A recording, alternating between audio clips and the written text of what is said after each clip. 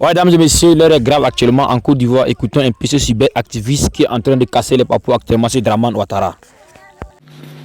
Bonsoir, chers frères et sœurs. Ouattara hier a bandé les muscles le 7 août 2026 et tous vous êtes dit « Ah, on peut remporter la guerre face à l'AES » parce que Ouattara a montré que nous sommes la nation la plus sécurisée d'Afrique. Une belle armée, oui, nous avons une belle armée ivoirienne. Mais au service de qui? C'est comme nous avions une belle équipe nationale qui pouvait prendre la coupe du monde. Mais elle était au service, cette équipe était au service de qui? Des intérêts de qui? De la Côte d'Ivoire ou d'un clan qui a bradé notre dignité pour de l'argent ou pour d'autres intérêts inavoués. Eh bien, c'est comme ça l'armée ivoirienne. C'est une belle armée ivoirienne. On est fiers d'avoir cette armée ivoirienne. Mais elle sera d'abord au service de qui? C'est ce que vous devez comprendre. Alors regardons cette partie de la vidéo de l'indépendance pour nous dire cette armée est au service de qui? Regardez.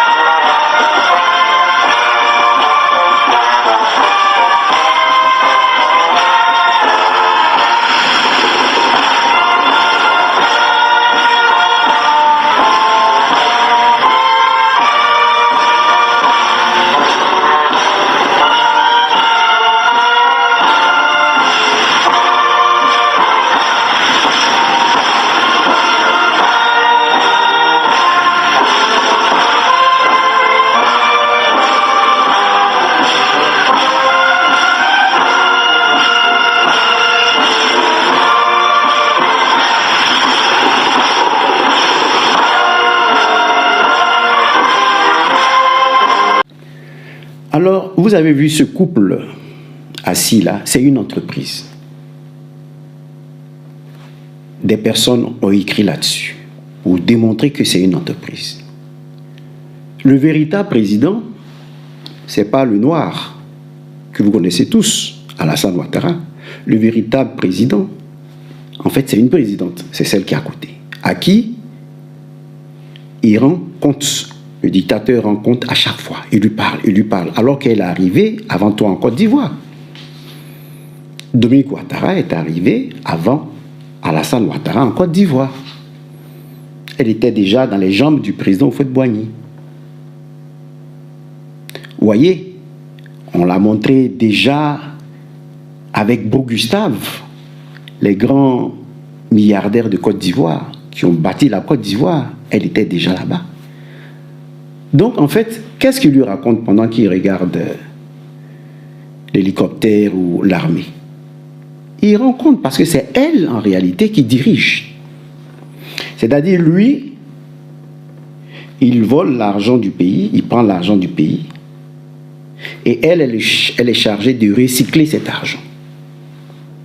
La preuve, vous voyez que les deux ont commencé tôt, ils n'ont pas d'enfants. En Afrique, c'est douloureux. Hein? C'est-à-dire une femme qui est mariée, qui n'a pas d'enfant, alors que les deux sont capables d'en faire, c'est un problème. Mais pourquoi? Parce que on n'est même pas sûr que les deux vont ensemble.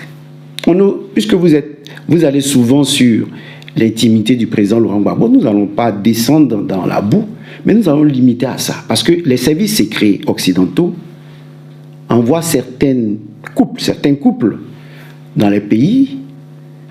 Un joue le rôle de l'ambassadeur, l'autre le rôle du chauffeur, mais en réalité, le vrai ambassadeur, c'est le chauffeur. Donc ici, elle est l'épouse de Ouattara, mais en réalité, c'est elle qui commande. D'abord, il faut que vous mettiez ça dans la tête. C'est elle qui commande, c'est elle qui reçoit les ordres et elle dirige tout. Et vous savez qu'il faut lire le scénario. Ouattara devait faire le mort et disparaître et on devait introduire son frère. Mais il est sorti de sa cachette et là, le torchon brûle toujours. Vous la voyez, vous avez vu pendant tout le temps défiler, les mains croisées. Elle avait peur parce qu'il est malade. Il est malade. Il suffit de regarder son visage. Il est malade, beaucoup malade. Regardez ce visage. Cet homme vraiment malade s'en fout. Il se dit qu'il s'en va et il veut nous entraîner avec lui. Et c'est ce qu'il faut comprendre, les Ivoiriens, les militaires. Un homme triste, dans le fond. Un homme qui se sent condamné. Et condamne tous les Ivoiriens avec lui, dans sa haine. Regardez-le et réfléchissez par 2 fois avant de vous engager dans une guerre contre l'AES pour le petit frère Teni Birahima Ouattara. Regardez ici Alassane Ouattara marcher, c'est là que vous allez comprendre qu'il y a un souci.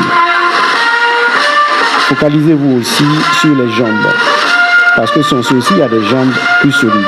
Et là, vous voyez comment il marche, eh bien c'est le vrai Ouattara celui-là, titubant. Alors que le président Laurent Gbagbo a connu des séquelles, lui non, et voilà qu'il marche titubant. Ceci dit, nous allons nous interroger sur cette guerre contre l'AES. Qu'est-ce que l'AES a fait à la Côte d'Ivoire pour que Tchani nous dise qu'il y a des mercenaires qui sont prêts à s'attaquer à l'AES? Pourquoi? Eh bien, il faut interroger cette armée. Il faut interroger les Ivoiriens. Pourquoi Ouattara est prêt à s'attaquer à l'AES? Eh bien, Tchani nous répond. Le général Tchani nous dit pourquoi. C'est à ça que ce général faisait allusion. Un autre homme politique, également français bien sûr, vous vous rappelez de Thierry Le Breton, avait ouvertement dit, et je le cite, je dis bien je le cite, je l'ai cité une fois ici, mais on ne citera jamais assez pour que ceux qui continuent à somnoler se réveillent. Donc je le cite, c'est la stupidité d'un certain Emmanuel Macron qui a ouvert les yeux des Africains. Si les colonies africaines de la France nous échappent, j'ai dit si les colonies, je n'ai pas dit les anciennes colonies, si les colonies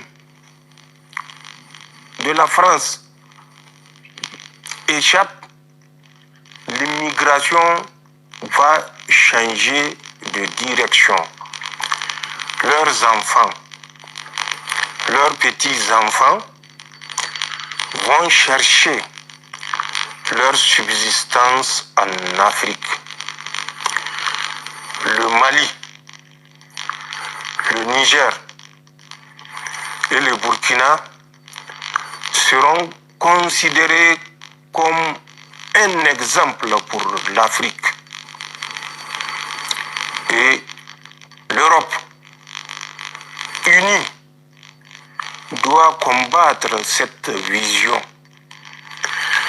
Un de ces trois putschistes doit tomber. Les autres vont se raviser. L'Afrique n'a pas d'histoire. L'Afrique ne peut diriger le monde. Fin de citation. Eh bien, le président du Niger est clair.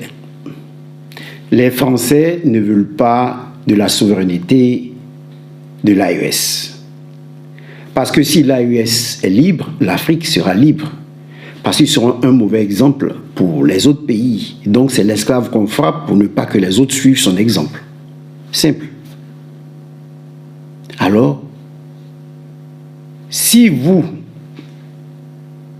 commando militaire, armée ivoirienne, allez contre l'AES, c'est-à-dire que vous êtes des négriers, sinon des tirailleurs sénégalais au service de Macron.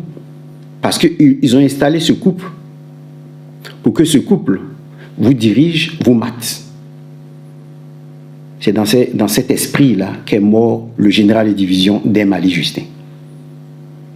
Donc, si vous allez combattre le Niger, cela veut dire que cette belle armée n'est pas au service du peuple ivoirien, du peuple souverain ivoirien, mais au service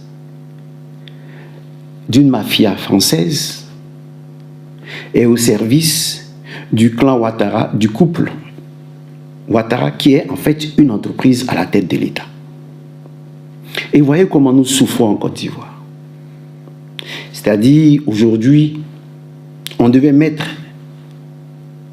adopter des lois pour ne pas que les supermarchés vendent certains produits. Par exemple, les produits vivriers ne doivent pas être vendus par les supermarchés. Les produits vivriers doivent être vendus par les coopératives des femmes africaines, des femmes gourou, des femmes djoula. On ne doit pas vendre les vivriers dans les supermarchés. Parce que là, c'est voler la souveraineté économique du pays. Parce qu'il faut que l'argent reste dans le pays. Il faut que la nourriture reste dans le pays.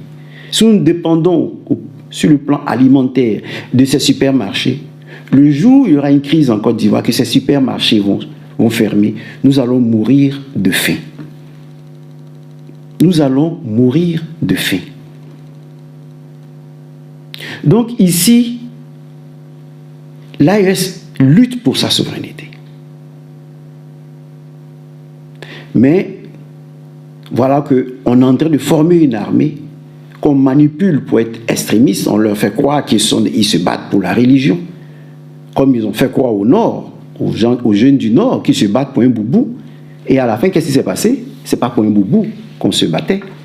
On se battait pour installer le couple au pouvoir, pour engranger plein de milliards, à reverser à travers des circuits cachés à des personnes, à la mafia qui protègent le pouvoir d'Alassane Ouattara.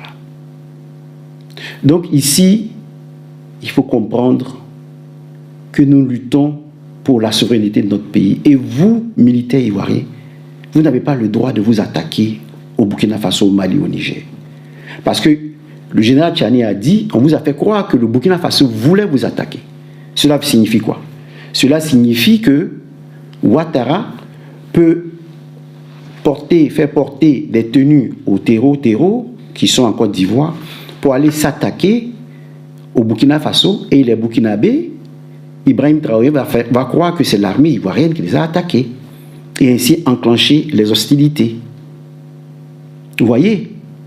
Ou eux-mêmes, ils peuvent prendre des tenues burkinabés, s'attaquer à la Côte d'Ivoire, et la Côte d'Ivoire va dire, voilà, nous avons été attaqués par Ibrahim Traoré, par Tchani, et nous répliquons.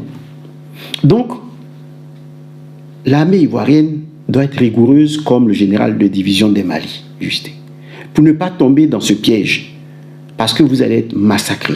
Et pourquoi? Pourquoi vous allez être massacrés? Pourquoi vous allez perdre cette guerre?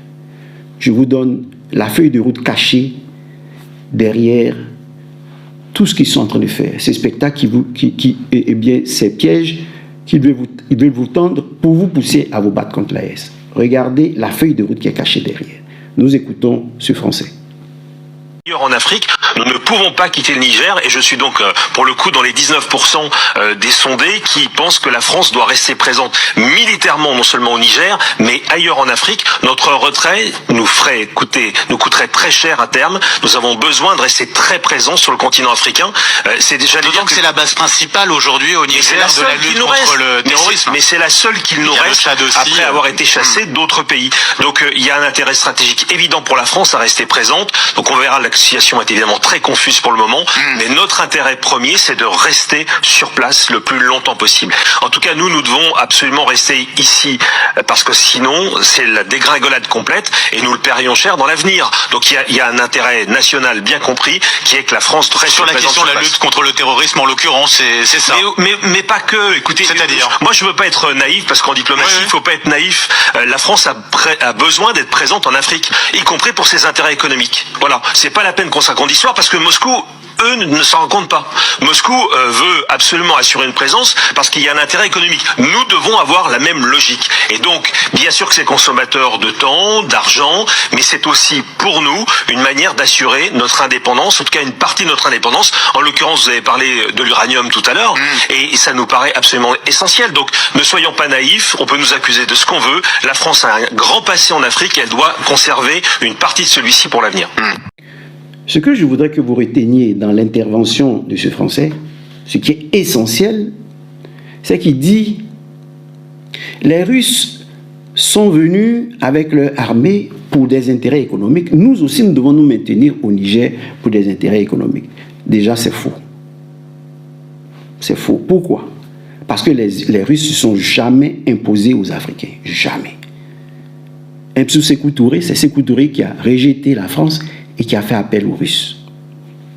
Le Mali a travaillé avec l'armée française et s'est rendu compte que cette armée coloniale ne cherchait pas à défendre le Mali, mais à l'appauvrir. C'est ainsi qu'ils ont fait appel aux Russes. Le Burkina Faso, eh bien, sont des relations historiques, ainsi que le Mali et autres. Donc déjà, cet homme ment, parce que les Russes ne s'imposent pas aux Africains, aux États africains. Ils ne se mêlent même pas de leur politique. Ce que font les Français. Est-ce que vous comprenez? C'est essentiel de le savoir. Et le second volet que vous devez comprendre, c'est que pour contredire cet homme, il faut prendre l'exemple du président Laurent Gbagbo. On a accusé le président Laurent Gbagbo d'être pro-français. Pourquoi? Parce que lui, il s'est dit, bon, dans tous les cas, nous avons des Africains en France. Nous avons notre histoire en France. Nous sommes liés à la France. Nous devons nous comporter en êtres humains. Alors le président Laurent Gbagbo leur laissait certains marchés pour que la France tourne. Mais demandait des accords gagnant-gagnant. Donc, même si je vous remets une entreprise, c'est ce que beaucoup n'ont pas compris, même des politiciens chevronnés n'ont pas compris, même si je vous donne une entreprise, je vous donne le marché, je vous donne des marchés à certaines multinationales. C'est ce que le président Gbagbo a fait. Mais en retour, je voudrais que nous arrivions à des accords gagnant-gagnant. Si je vends l'or, si vous avez 100 000 francs, vous gardez 50 000, j'ai 50 000. Voilà le but du président Laurent Gbagbo. Mais eux, qu'est-ce qu'ils ont fait? Ils n'ont pas voulu. Ils ont rejeté cette proposition parce qu'ils veulent nous traiter comme des colonies. Et comme le président Tchani a dit, ils ne veulent pas que nous nous développions pour que l'immigration se fasse en sens inverse. Comme ça se fait entre le Portugal et l'Angola, par exemple. Vous voyez, donc ici, les Français refusent de traiter avec nous, alors que nous avons des relations historiques. Si nous devons vendre, eh bien, s'ils payent à 50%, on va leur donner ce qu'ils veulent. l'uranium à 50%, l'or du Burkina Faso à 50%, le pétrole, le gaz du Mali à 50%. Non, ils ne veulent pas. Ils veulent nous imposer 8% sur nos produits, comme aujourd'hui Alassane Ouattara le fait. C'est-à-dire, vous avez 100 000, eux, ils vous donnent 8 000 francs, et puis ils prennent 92 000. Chani dit non, ça ne peut plus continuer comme ça. Ibrahim Traoré dit non, ça ne peut pas continuer comme ça. Assimi Goïta, le président Laurent Gbagbo dit non. Vous comprenez? Ils disent non. Parce que nous aussi, nous avons des bouches à nourrir. Comment vous voulez prendre 8%, vous voulez nous donner 8%, et vous prenez le reste? Non. On veut des accords gagnant-gagnant. Et eux, ils nous font la guerre parce qu'ils refusent les accords gagnant-gagnant.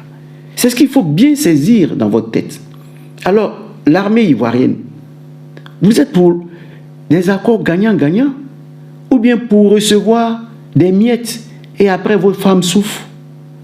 On ne sait même plus quel commerce faire. Parce que dès que tu ouvres une boutique en Côte d'Ivoire, les impôts te font fermer la boutique. Et eux, les gens de leur clan ouvrent des boutiques, ils ne paient pas d'impôts. Donc la concurrence est déloyale. Demandez aux gens, aux pharmaciens et autres, à tout le monde. Les impôts sont tels que tu croupis sous le poids des impôts et tu fais une boutique. Il y a des médecins qui sont devenus planteurs parce qu'ils ne pouvaient plus tenir la route dans le privé. Vous voyez, cela n'est pas une bonne chose. Mais ce qui est essentiel à comprendre, c'est que quand on parle de la Russie et de la France, cela veut dire qu'il y a un transfert de la guerre d'Ukraine en Afrique. C'est ce qu'il faut comprendre. Maintenant, regardez ce qui se passe en Ukraine. Pour dire ce qui va se passer en Côte d'Ivoire lorsque la Côte d'Ivoire va s'attaquer à l'AES. Je vous laisse visualiser cette vidéo et on va analyser ensemble ce qui va se passer en Côte d'Ivoire quand vous allez vous attaquer à l'AES. Regardez. Les Ukrainiens en âge de combattre. Depuis ce 5 août, les Ukrainiens en âge de combattre n'ont plus droit à la protection temporaire au sein de l'Union européenne.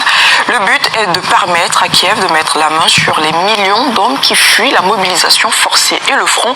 Les détails avec notre reporter Yuria Prolev.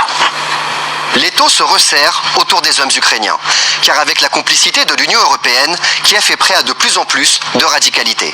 L'objectif est clair, envoyer de la chair fraîche au front afin de combler les pertes et rendre la vie impossible à ceux qui cherchent à le fuir. La route de l'Union européenne leur est désormais fermée. En effet, depuis ce 5 août, les Ukrainiens en âge de combattre sont exclus du statut de protection accordé dans l'Union européenne aux Ukrainiens. À cette fin, sans préjudice du droit de l'Union et des droits fondamentaux, la protection temporaire ne devrait être accordée qu'aux personnes qui peuvent fournir aux autorités nationales des États membres la preuve qu'elles sont, le cas échéant, en règle avec leurs obligations militaires. Compte tenu de la nécessité de prendre en compte les besoins actuels en matière de défense tels qu'ils sont définis par l'Ukraine et sans affecter la situation des personnes qui bénéficient déjà d'une protection temporaire dans un État membre donné avant ou à la date d'entrée en vigueur de la présente décision. Car il faut savoir qu'aujourd'hui, en Ukraine, environ 2 millions d'hommes sont recherchés par les autorités de leur propre pays car ils fuient la mobilisation forcée. Et selon le ministère de la Défense, en plus de ces 2 millions de personnes recherchées, 200 000 soldats qui étaient au front ont fui leur position, c'est-à-dire qu'ils ont déserté. Et ces chiffres sont probablement encore plus élevés car en raison de la corruption, certains déserteurs ne sont pas recherchés par les autorités de leur pays. Ces millions d'Ukrainiens vivent cachés pour fuir les patrouilles des centres de recrutement. Car une fois contrôlés, la fin est systématiquement la même. Des hommes en cagoule surgissent, les attrapent devant femmes et enfants et les jettent de force dans des bus. Une fois dans les centres de recrutement, ces nouvelles recrues sont souvent frappées, enchaînées et humiliées, avant d'être envoyées au front.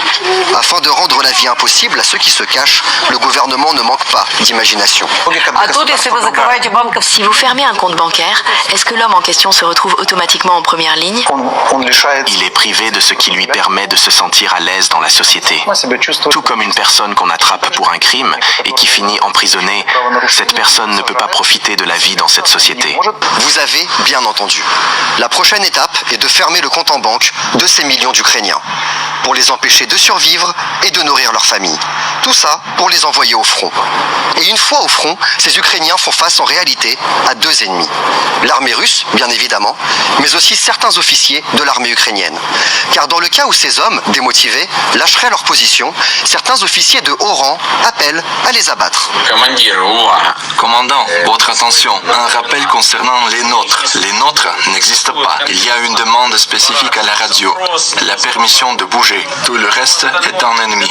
Tout ce qui bouge est un ennemi. Quiconque s'enfuit de sa position est un déserteur. Et ce sont aussi des ennemis. Suivez cette règle. Lorsqu'ils ne sont pas abattus sur le champ de bataille, ces hommes sont frappés dans leurs unités, parfois torturés ou parfois disparaissent.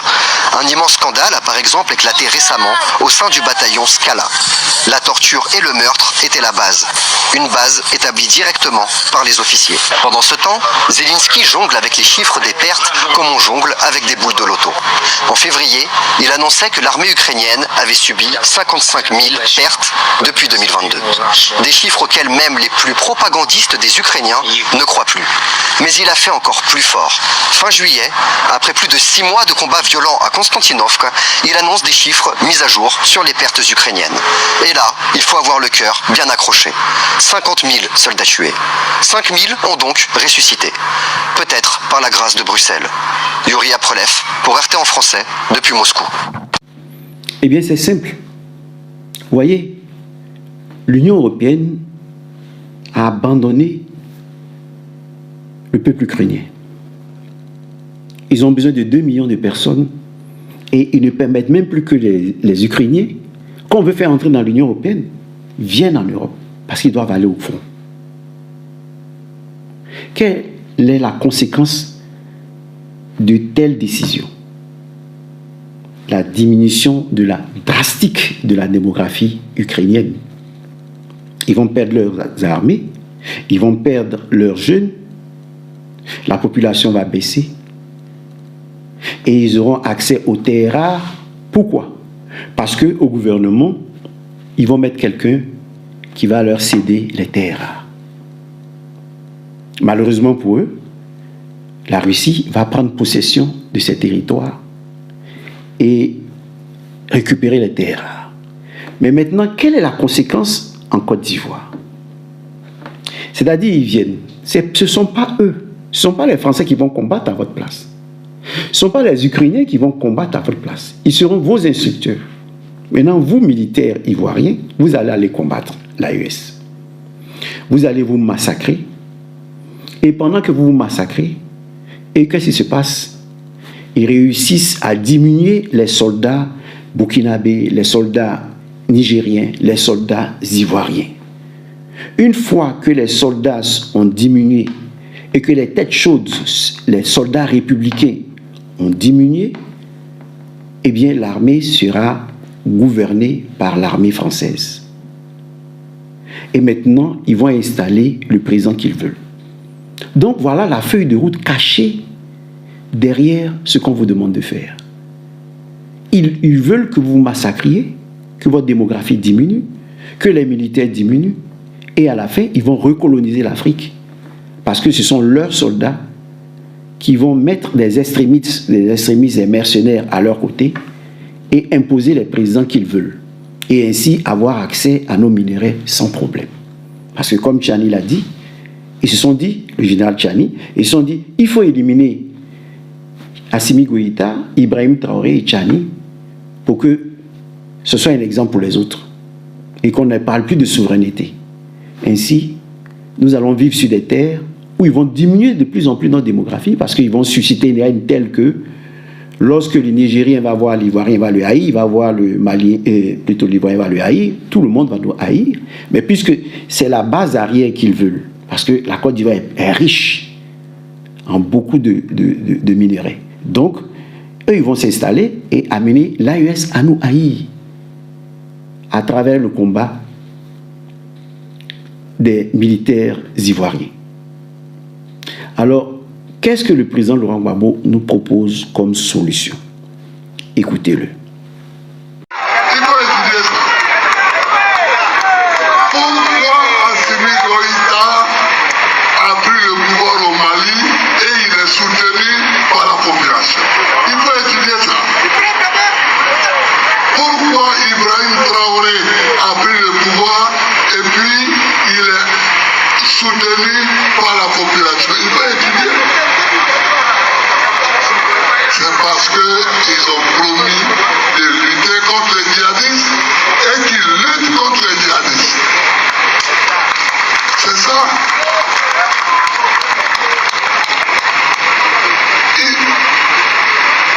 Mais Ibrahim Traoré n'est même plus à son bureau. Il est sur le terrain. Il est sur le terrain. Donc, au lieu que la CEDEAO fasse des communiqués pour leur donner des ordres méchants et les obliger à faire des élections comme si les élections pouvaient régler le problème du djihadisme, non, je propose à la CEDEAO de créer une brigade anti-djihadiste.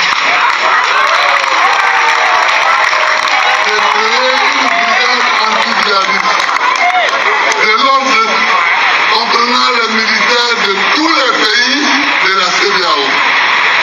Et que ceux-là se mettent en mouvement et en patrouille contre le djihadisme.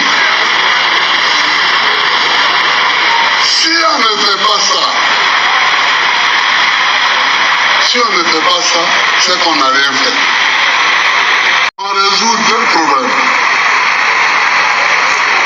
Premièrement, on lutte contre le djihadisme, contre la malfaçon, contre le banditisme terroriste. C'est ça qu'on fait, premièrement. Deuxièmement, on évite d'appeler au secours des troupes européennes. On n'appelle pas au secours des troupes européennes.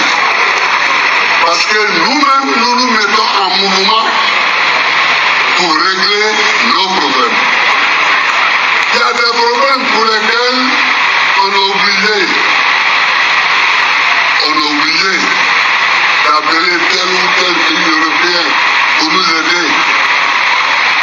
Mais pour lutter contre les djihadistes, on peut se mettre en mouvement et créer notre brigade anti-djihadiste de la CEDEAO et d'aller lutter contre le fondamentalisme djihadiste.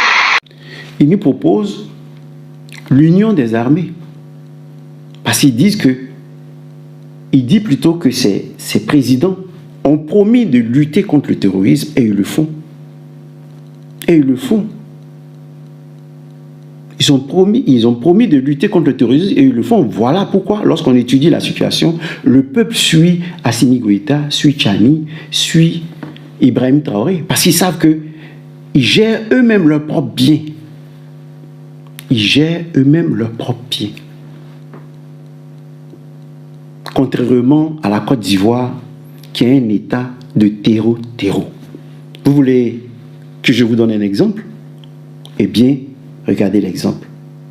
Regardez ici ce que dit Alassane Ouattara, qui l'incrimine.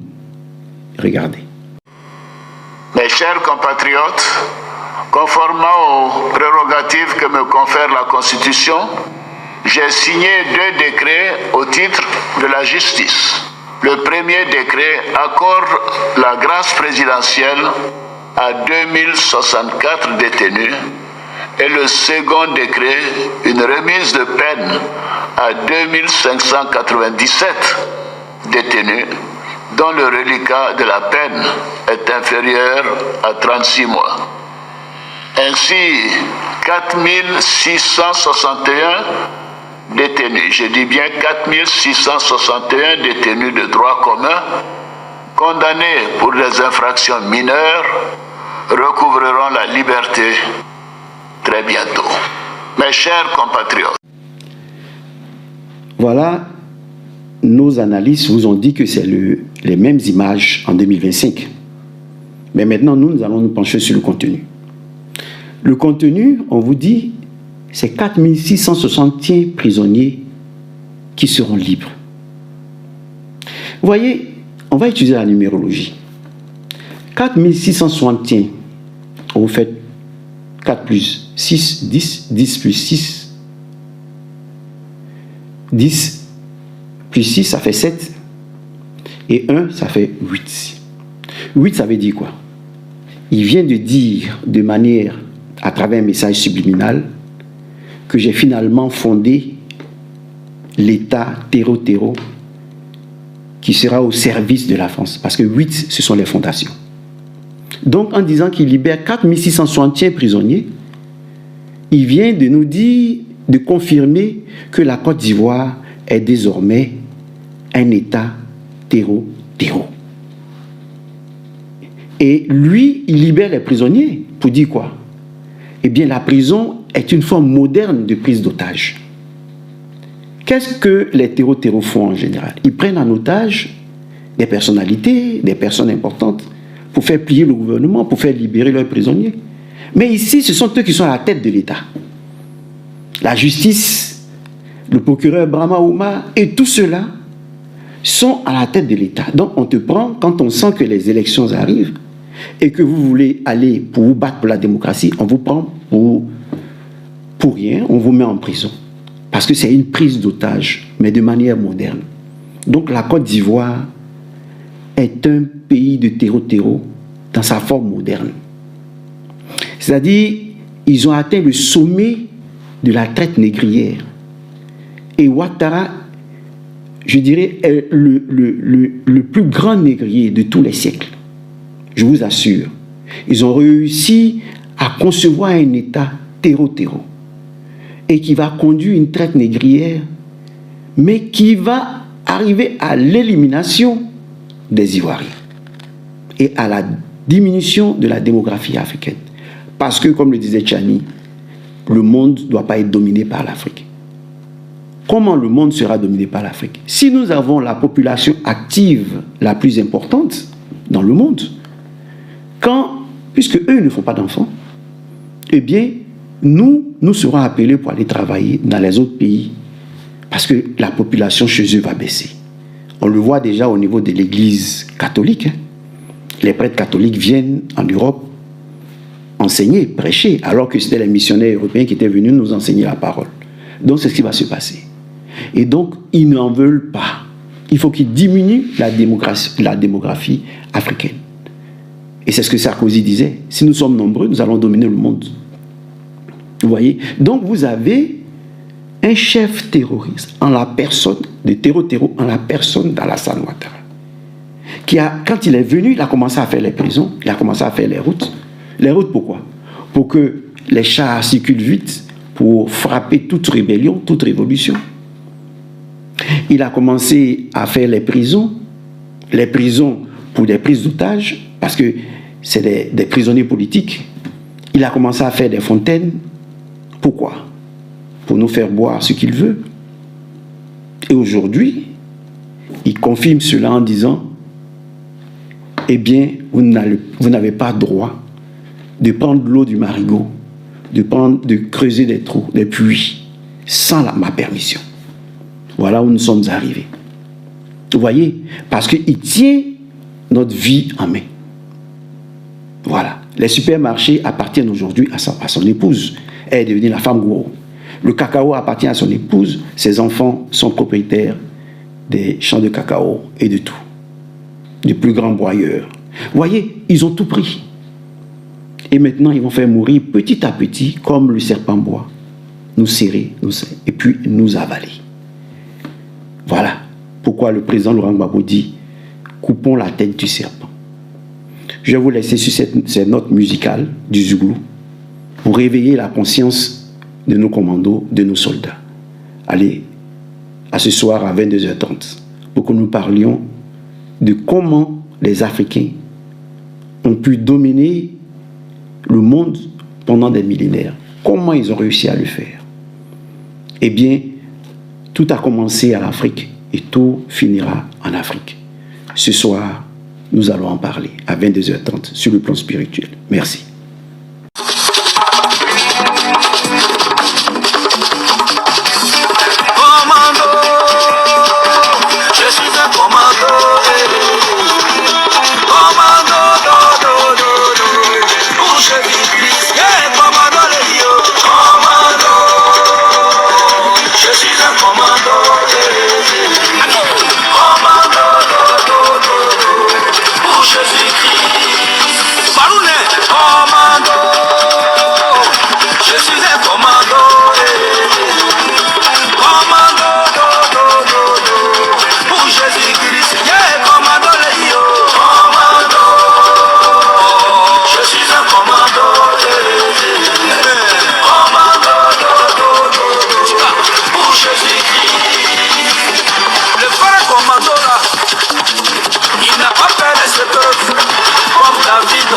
Face à Goliath, c'est ça on dit commando, commando, commando. Le vrai commando là, il fuit le péché, comme Joseph, face à la femme, il frappe Potiphar, c'est ça on dit commando, commando, commando. Le vrai commando là, il n'a même pas le temps de faire, il prend son temps pour parler de Jésus, annoncer la bonne nouvelle, c'est ça on dit commando, yeah commando les yo.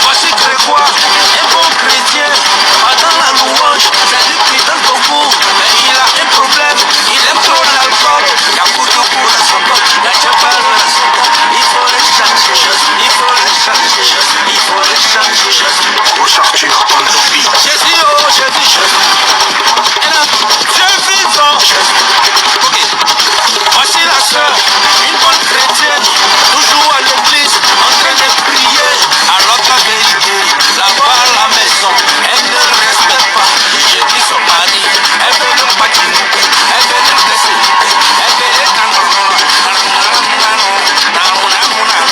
il faut la changer, il faut la changer, il faut la changer.